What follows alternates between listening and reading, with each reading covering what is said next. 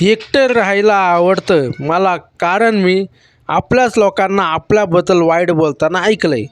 स्वतःला सुधारण्यात इतके व्यस्त व्हा की दुसऱ्याच्या चुका शोधण्या इतका तुम्हाला वेळच नाही मिळाला पाहिजे.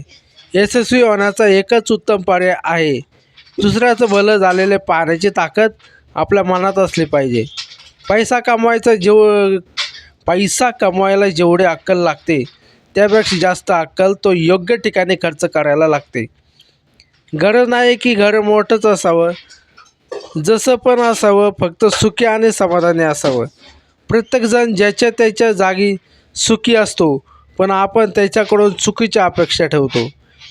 दिवस कसाही निघून जातो. यार, ही रात्र खूप अवघड असते, अखंड आयुष्याचा पसारा समोर मांडून ठेवते. जेव्हा आपलेच बोलायचे बंद होतात तेव्हा माणूस देवाशी बोलू लागतो. प्रत्येक गोष्टीची कॉपी करता येते, पण वागणूक, संस्कार आणि ज्ञान यांची कॉपी कधीच करता येत नाही.